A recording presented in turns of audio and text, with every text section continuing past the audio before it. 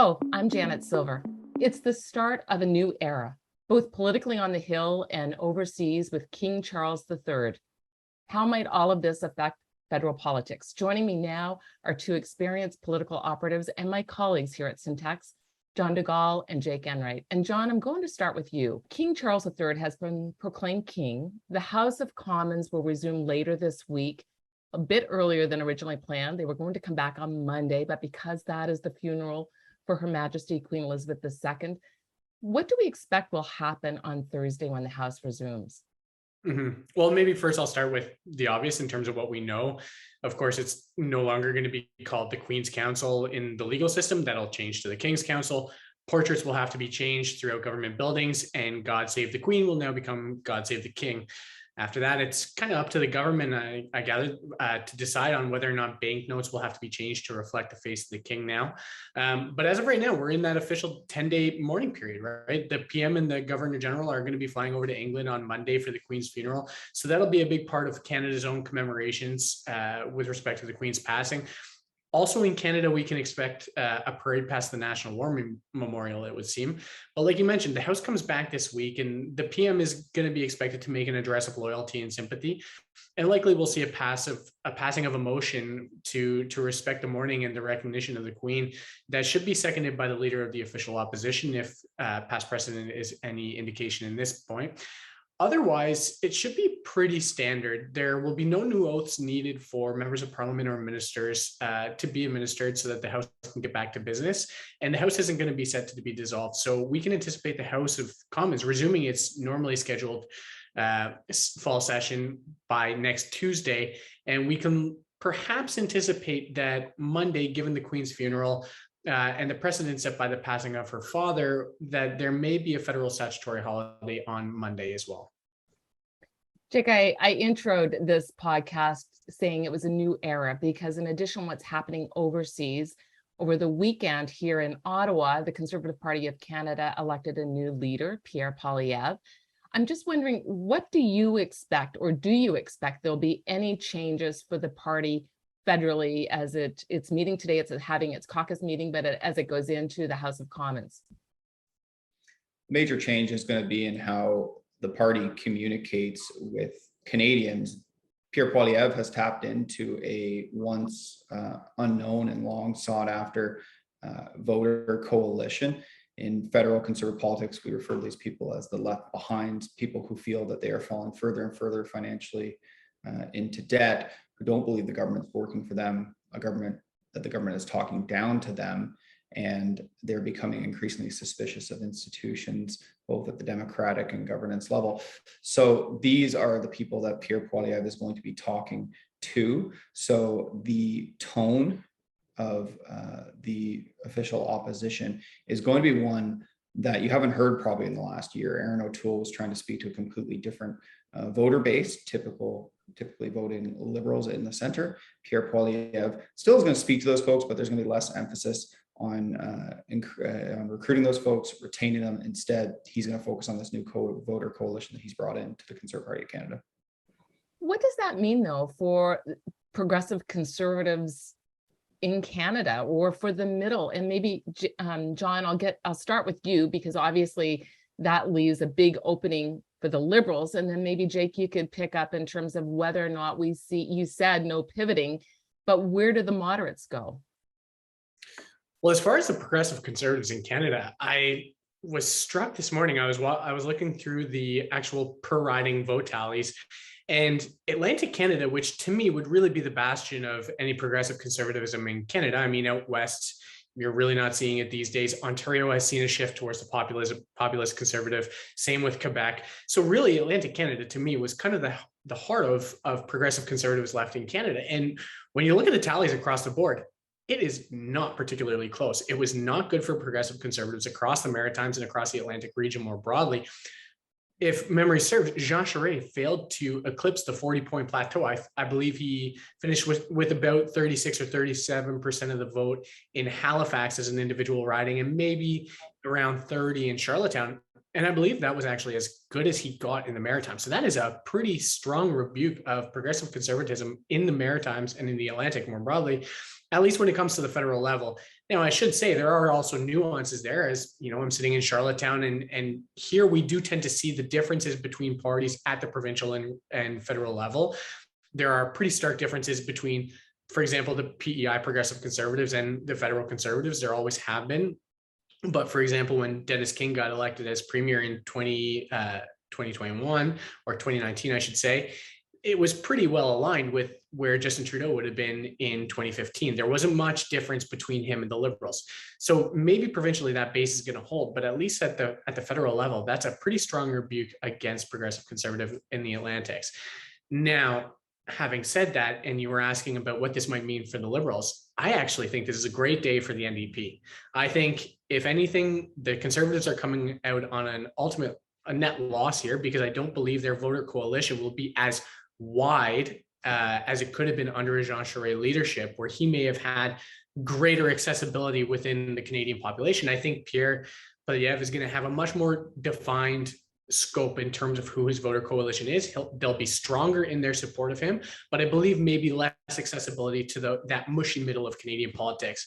What we've seen from 2019 with Andrew Scheer to 2021 with Aaron O'Toole, and now 2022 with Pierre Poilievre, is just going to be the same old. It's going to be a bloodbath. They're going to come out swinging, and I think that's where the Liberals are going to get bogged down. Meanwhile, Jagmeet Singh is going to be sitting on the sidelines, having just signed the partnership arrangement with the Liberals earlier in the year, and he'll be able to take credit for many of the big things that the Liberals are about to pass, including dental care and including a short-term affordability check for renters and low-income Canadians on the GST rebate. And in doing so, he'll be able to perhaps target in on that 2015 mantra that Justin Trudeau had of better is always possible. And if the Liberals stray too far away from that, I fear that the NDP are going to be able to pick that up. I tend to disagree on that last point, in the sense that I've never seen a opposition MP or leader be given credit for anything the government's ever done. And I think the NDP showed in the last election, when Trudeau was on, the last two elections rather, when Trudeau was on his back, they were unable to capitalize. Here are the two calculations that are most important for me. One, on the Conservative side, they've decided that that the centrist vote is basically a stalemate. If you don't like Justin Trudeau, you're going to vote Conservative. If you do like Justin Trudeau, you're going to vote for Trudeau. Not much can be said at this point that's going to persuade someone one way or the other after such a long period of government and many controversies that have come with it. On the flip side, the Liberals are calculating that in politics, you're only ever defeated by the thing you're least alike. The Liberals are banking that when Canadians see Justin Trudeau stand up to Pierre Poilievre, the public is then going to stick with the devil they know instead of the devil they don't know. Mm-hmm. And you made a great point there in just noting that at this point, 7 years into Trudeau's reign, there are definitive places where Canadians sit on this man. There's really no mushy middle when it comes to Justin Trudeau. His negatives are very strong. His positives are very strong. Like they're even, I should say.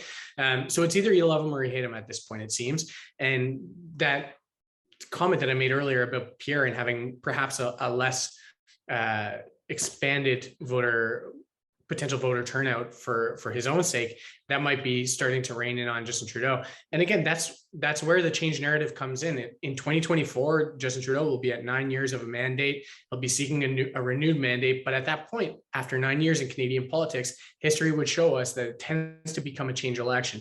So it's going to become, does Justin Trudeau have the vision for change that Canadians are going to want and that they're going to be welcome to? Or is Pierre Poilievre going to have that vision of change that Canadians are really going to cling to? Before we go, there's one thing I do want to pick up on, and that's something that Jake mentioned earlier, and that's about the tone. We saw before the House rose back in June, at one point, House Speaker Anthony Rota stood up in the House of Commons and basically looked at the MPs and said, this is like trying to manage a kindergarten class. The tone had become quite disrespectful. I'm wondering, Pierre Poilievre, we don't know yet who the front bench for the opposition will be. when we talk about that tone, and if we expect that tone not to improve, what does that mean in terms of bills and what's before the House of Commons and what we can expect to be accomplished in the coming months? Well, just on the point about the speaker, I've sat in both the government and opposition lobbies, listening to question period. I always rolled my eyes at speakers who intervene and complain about the tone in the debates. At the end of the day, they're debates.